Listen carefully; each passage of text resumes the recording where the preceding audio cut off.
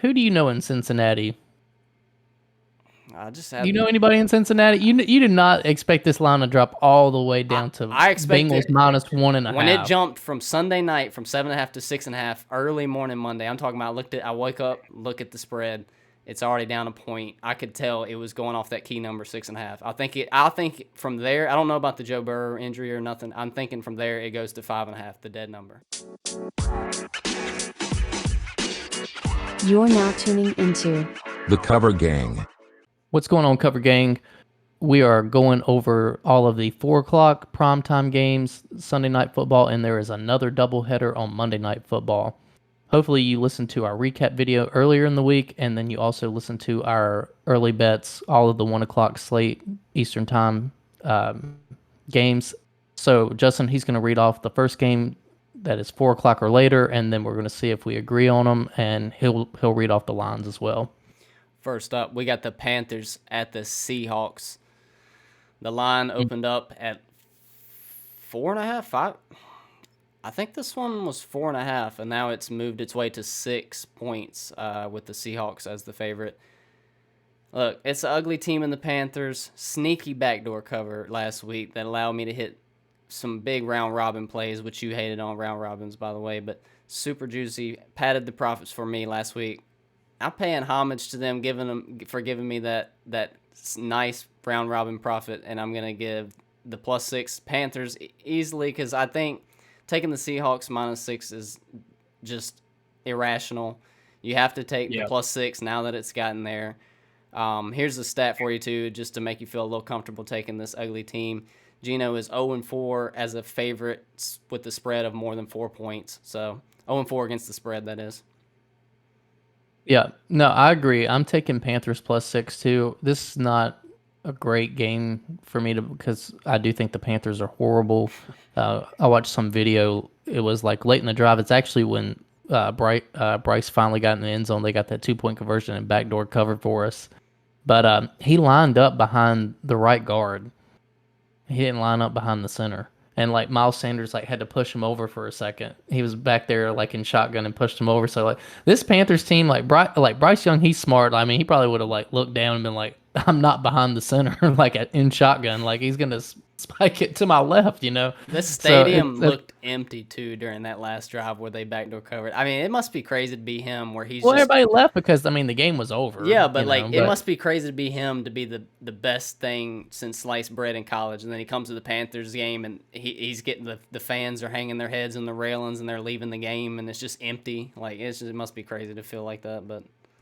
yeah, I'm between a half to 3/4 of a unit taking Panthers +6 because this really is a bad football team. But I don't see I see kind of a 21-17, maybe 15 type game where it's a push. I don't know. I just don't love taking Seattle -6. Like you said, Gino's record when he's over a 4-point favorite. I don't know. But yeah, it's not one of my favorite games. More of my favorite ones was when in that other video, all the 1 o'clock games. So, but yeah, I'm taking Panthers +6 for sure.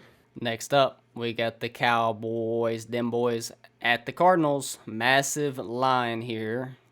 Cowboys covered huge lines, 2 of them already, so I don't know about it. I don't know about a third time. I can't trust them in this massive number.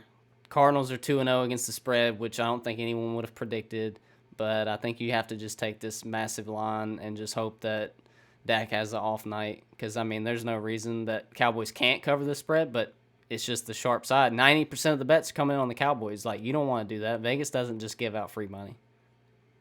Yeah, so these are two conservative teams. The Cardinals have played over their skis. It's at home. It's a plus 12.5, 13 points. I'm taking the Cardinals here as well. And I'm putting a unit size on it. Like I feel pretty good about it. Dallas does look really good.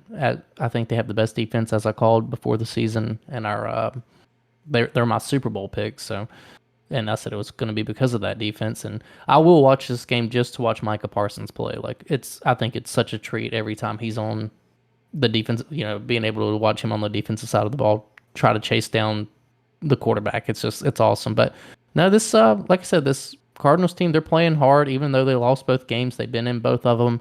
And I think that the Cowboys' offensive line is pretty banged up, so I could see a lot of they'll play, but I could see a lot of like subbing in, subbing out, trying to keep them to where they don't get more banged up against a more formidable team, unlike the Cardinals. I could see them overlooking them, and like I said, with Mike McCarthy calling plays, Dallas is very conservative right now, so I just don't see a whole lot of points going up on either side of the ball. So yeah, with that big number, I feel good about putting a unit size on the Cardinals plus 12.5 or 13, best number you can get it. Next up, we got the Bears at the Chiefs, the other biggest line of the week. Bears are horrible. Chiefs look suspect. Huge number. Is this a Patrick Mahomes get right game, or is this Bears defense like, are they a high school defense? Like, what's going on? I saw like a press conference come out like this afternoon where Justin Fields was blaming coaching for the reason of his robotic play or whatever. So, and it may be coaching. I mean, I think that he's had 3 scripted runs. They're not letting that boy cook all year. Is that what you're saying? They're not letting him use what he's good at. He's not good at seeing the field. He's good at running the football, and they're not leaning into that. So, if you're going to end up, with one of the worst records and like a top 5 pick and end up signing another quarterback, like what's it to you if Justin Fields goes out there? He's not under contract right now. What's it to you if he goes out there and gets hurt doing what he does best? So like, let the boy play. And and that's why I'm taking the Bears here. I don't like it as much as taking the Cardinals and that big number against the Cowboys, because I could see if these other teams are picking apart this defense. If Jordan Love's picking apart this defense, then Patrick Mahomes at home, second game back with Kelsey, having some chemistry issues with the receivers, it just seems like a perfect spot. But I think the Bears will be able to put up enough points to cover, maybe a late backdoor cover. But yeah, it's a half a unit for me just because this Bears defense is that bad, and it doesn't seem like like you said, all the noise about coaching and Justin Fields and all this. It's just, I don't love it. So, not one of my favorite plays of the week, but I'm gonna. You got to take the points because we just haven't seen enough out of this Chiefs offense to say that they're going to cover 2 touchdowns. Yeah, 2 key words that you said, half and unit. This game, because the Chiefs could dial it in against this JV squad defense, so I don't feel safe with this at all. I'm just taking the Bears plus 12.5 and half unit play. Not one of the better Another ones. thing too, I think there's 2 people in the secondary. It's Eddie Jackson. I can't remember the corner's name. They're both on the IR list, or on the injury report list for the Bears. So it's like the secondary that's like not even playing well at all. Like maybe we needed to see new faces. Maybe some of these backups need to get put in. So. Yeah, take the points, hold your nose, and just hope that Patrick Mahomes doesn't figure it out too much this week. Next up, we got the Steelers at the Raiders. I'll tell you. Sunday Night Football. Initially, I'll tell you, I liked the Raiders. The line had them at +1 underdogs and has now moved to a 2.5 point favorite. I don't know, man. Sharp action on the Raiders, heavy early. I'm not buying it. Kenny Pickett plays his best ball in night games. And I love the Steelers in night games as underdogs. It's the spot. Are you on the Raiders? Go ahead and say you are. I grabbed them at -1 earlier in the week. Is there not still a 2 out there as of right now? Or all of them switched to 2.5? It's 2.5 firm, I'm pretty sure now. Yeah, that's what I'm saying too. Gross. Are you going to recommend that? The Raiders. I'm taking the Raiders. I'm taking the Raiders -2.5 to bounce back. I'm taking who I think is the better, way more proven quarterback. This TJ Watt, even though like they win 75% of the games he plays in, they're not going to get 2 defensive touchdowns like they did against the Browns. The Browns are a way better team than the Raiders, but the Raiders just got absolutely toasted by the Bills. Everybody's high on Pittsburgh, even though they can't figure the offense out. So it is more of the public side to go with the Pittsburgh here on the road. But yeah, if Jimmy Garoppolo can stay away from TJ Watt for a few plays, I think that they can put up enough points with Devontae Adams. I think Josh Jacobs has a good bounce back week. The Steelers cannot stop the run. Like Nick Chubb was having a great game until that god awful injury. Like, so I don't know if anybody's seen the video, but it was gruesome. But anyways, yeah, I'm taking Raiders even -2.5. I don't like it as much. I'll probably still put a little bit more on it, but I've already locked in the 1.5 too. So, yeah, I think Raiders is the sharp side here in my opinion. Next up, we got the Eagles at the Bucks. Ugh. I absolutely love this line at +6.5, and I mentioned it on the look ahead that I had already bet it. And if you don't tune into our recap videos, make sure you do, because we got some little nuggets in there where we look at the lines coming up in the week before they get moving. I got another one after this that I grabbed, massive closing line value on that one, but this one was all right. I got it at +6.5. I think I should be able to keep that side because I recommended it on the look ahead. It was at +5.5 on the look ahead. You can call me that. You can say that I have to hold it to that because that's when I recommended it. But 4.5, 4.5. I mean, this Bucks team, they if they don't get that pick six and they lose to the Bears, I mean, they've been one of the luckier teams, and I don't feel great. 6.5, I feel good because it lines up with the Eagle regression and everything. Baker Mayfield has done everything to just play solid and not throw the game away and lean on the defense. But 4.5, I loved it at 6.5. I really don't like it at 5.5 as much, and then 4.5, it just keeps getting worse. I would almost lean Eagles, but I have 6.5, so that's what I'm taking. And if we mention it on the look ahead in the recap video, that is our pick because we actually put money on it at that spot. So okay, so I at 4.5 though. Where you said you lean Eagles?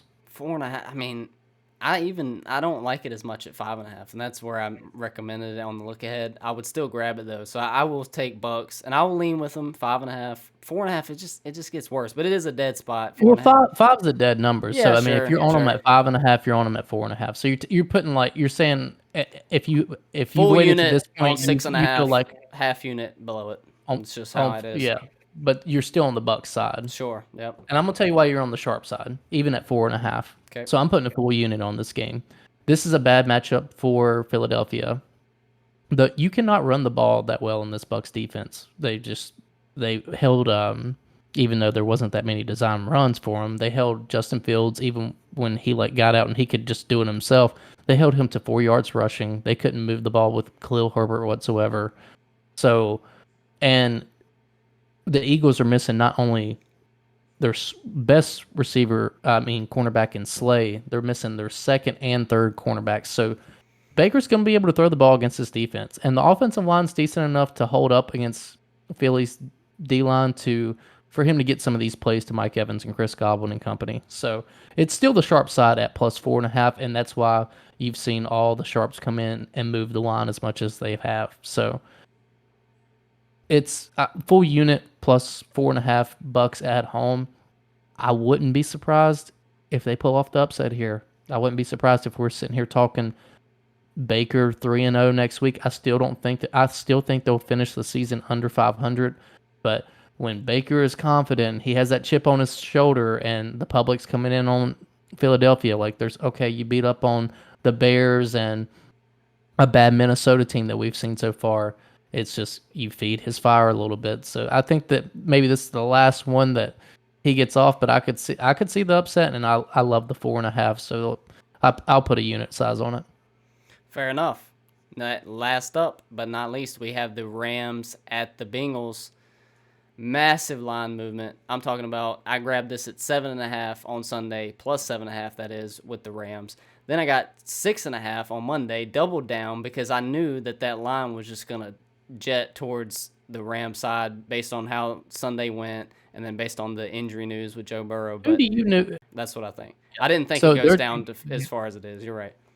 So right now you can get, what's the best spread you can get on the Bengals side, 2? Yeah, 2. That's the play. 100%. Yeah, at this point, legit, I would lean Bengals at this point. Yeah, it is the side at this point. And you're living a gambler's dream, honestly, because you can lean. You've already doubled down on the side you think is by far the smartest, which I agree. But I think that the Bengals will cover this 2 points with or without Joe. They have to. They have to. It's a desperation game. They're down 0-2. They are going to be up. They will make the playoffs some way, somehow, and it comes here.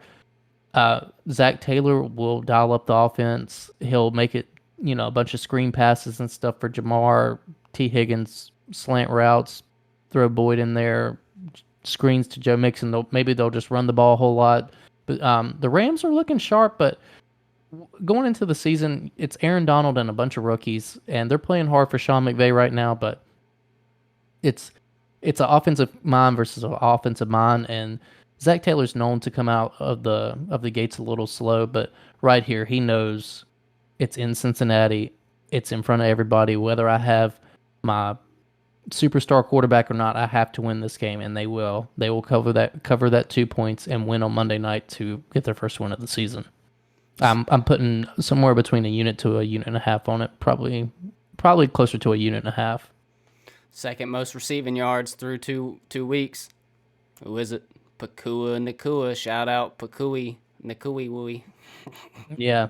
That was the biggest knock coming into the season, was that they shipped off a couple safeties for the Cincinnati team, and it's shown. But it's just like any other unit. Like, once you get out there and you actually start playing football, you develop a little bit of chemistry, and they're not banged up in the secondary. So yeah, this is just it's a good side to take the Bengals -2. Like I said, Joe Burrow probably doesn't play, and that's why you've seen the big line movement. But hopefully you can grab the 2 right now, and then Joey B comes in with the shades on, rocking goes into back to Cincinnati. 3.5, 4, baby. And it will. It'll Yes, jump back sir. up there. So go ahead and grab it now. But even with the backup, I think that Bengals win the game. So, yep. That's a Unit and a wrap. half on it. That's a wrap for us. Tune in Monday for our recap video where we determine how we did for the Sunday slate. And we might know who is already the coveted better of the week. I'm coming for the crown, We already Tyler. know. I'm coming for that crown. Like the video if you enjoyed the content. Comment below who you think wins the better this week. It's going to be me. Subscribe and click the bell. Turn notifications No way on. with that ball cap on, he's winning. Yes, sir. That's the good luck charm right there. Subscribe, turn notifications on so you get notified every time we drop a video. We're dropping 3 videos every week. Thanks for tuning in. Good luck betting week 3. Don't overreact to last week. Stick to the code. Stick to the bread and butter. Let's cover the spread as always. Peace. Peace.